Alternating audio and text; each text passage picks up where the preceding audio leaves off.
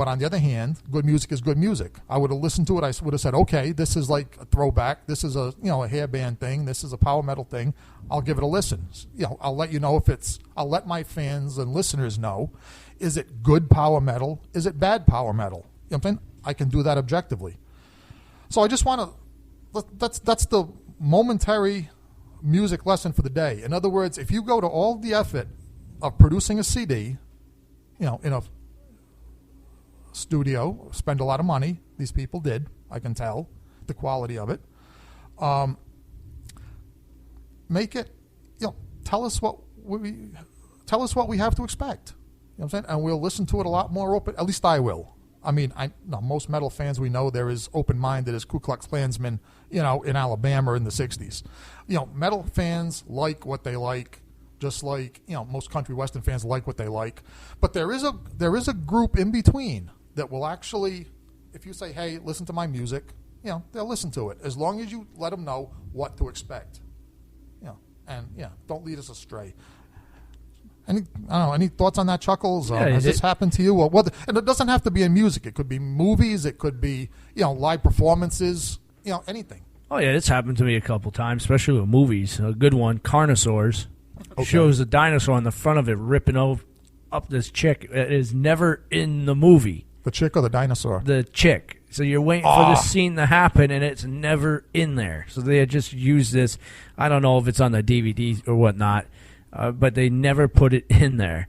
And it's been like that with comic books, too. They are the worst. They will show a picture of this awesome battle happening with these characters on it, and you think that character's all throughout the book, and guess what?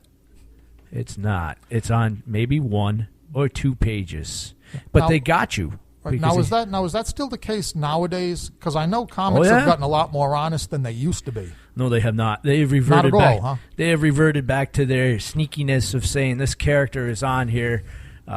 Just recently, there was a book I was looking at, and I said, "Hey, look, Harley Quinn's in a Green Lantern book," and she is for a couple pages. Just makes it. Now, this isn't the case of on the last page she makes an appearance because she's going to be in the next issue. No, she just makes a brief appearance in the story. Yeah, it's just to get Harley Quinn over, so that she put her in an interview or introduce it into the Green Lantern fans. Which, if you're a DC fan like myself, you've already know who Harley Quinn is, so you don't need to introduce her in the Green Lantern series. Right. Not needed. Bait and switch. They do that horribly, and horror movies are the worst ones for that. The covers they give you, they always were, actually. And you look at it, go, "Oh my God, this is gonna be awesome!" And you stick it in there, and you go, "Oh my God, this is crap! What did I just do? Wasted 3 hours of my life." Well, a good warning for that is when you pick up the DVD or the Blu-ray, whatever it is, and you see a hand-drawn picture on the front of the package because they were afraid to actually put a still from the movie on the cover. Yep. Yeah, that's a definite warning sign. If it's hand-drawn, run away. Run away. You're not going to see anything worth watching in that movie.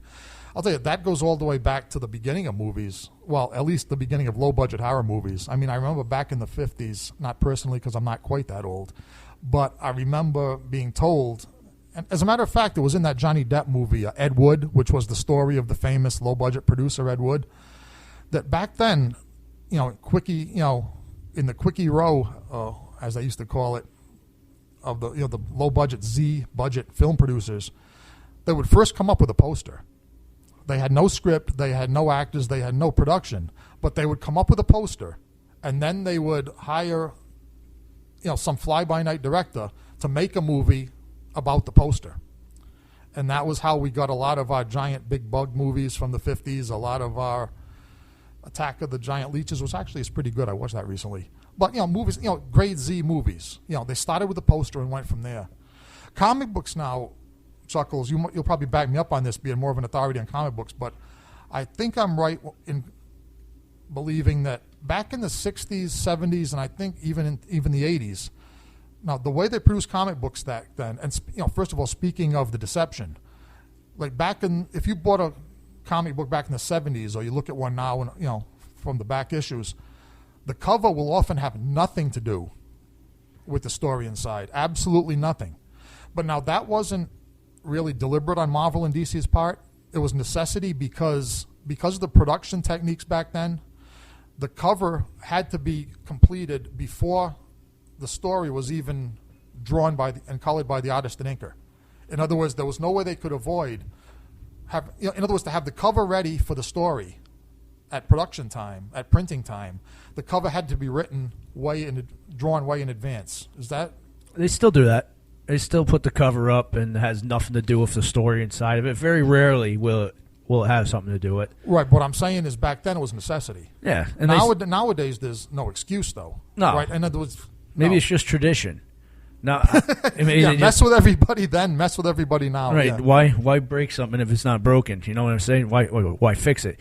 Now I will go on the opposite end of this. One of the reasons I love doing punk shows, they don't beat around the bush. They hand you a CD in a lunch bag, and you know you are at a punk show. You know that this CD probably is gonna suck. It's probably gonna have one good song on the whole thing. But you know that this was produced in the basement of their mother's house or whatnot, and all they had was sandwich bags, and they drew the anarchy symbol on the cover. And again, meeting expectations. And after they hand you that CD in the lunch bag, they walk on stage wearing what they wore to work.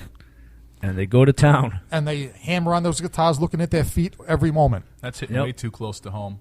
Sorry about that. Speaking of punk bands, George, I don't know if you've heard that Tony Jones and the Cretin 3, a little band we're familiar with, is up for Best Punk Band in the Motif Magazine Music Awards, and some dude named Tony Jones is up for Best Male Vocalist.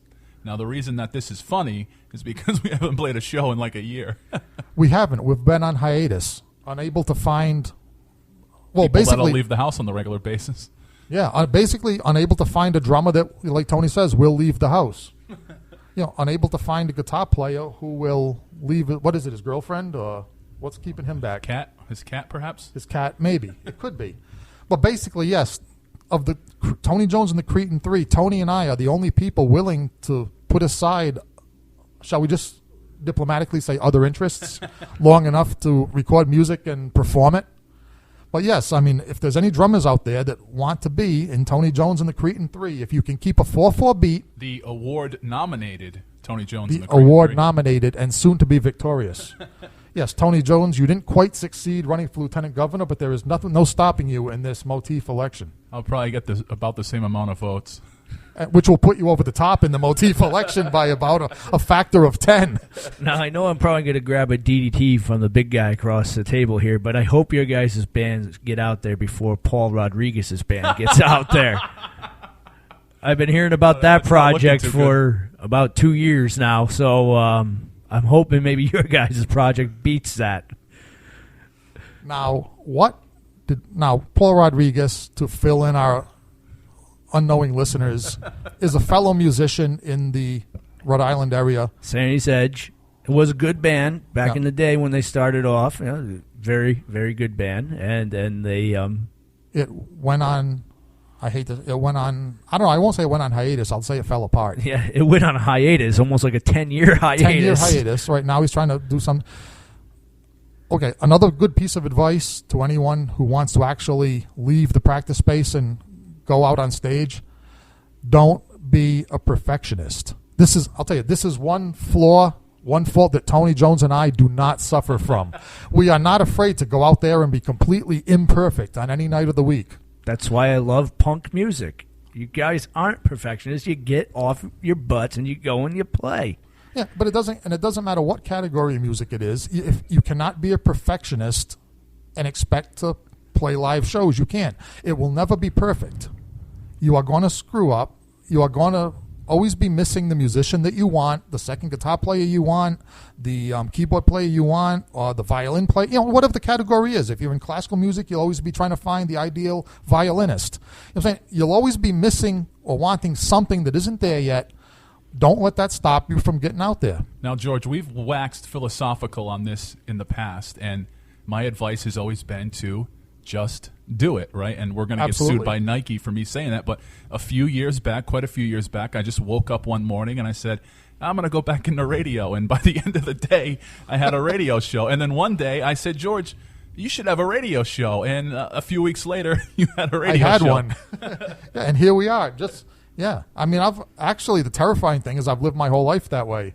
I mean, I went to college because I was driving down Post Road in Warwick, Rhode Island one day, and I decided that I wanted to learn about the internet, so I took a right turn and enrolled in New England Tech. I started playing music I started playing music for the same reason almost every guy does, which is get more girls, and because you have a big ego and you think that you have something to say that nobody said yet, and to get more girls. I don't know. I can't really think of any what would you say, lofty motives or any higher calling for anything I've ever done in my life. Really, it's always been for immoral, selfish reasons. Is that true with? I know it's true with Tony Jones. Is that true with you too, Chuckles? You know it. I'm an evil clown. Yeah, I mean, I might be married, but I'm still doing the show for the girls.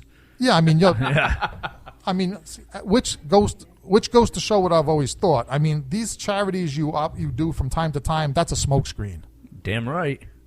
The truth is out on tonight's Haunted Cabaret. Free beer, hot chicks, and I get to mess with you guys' head.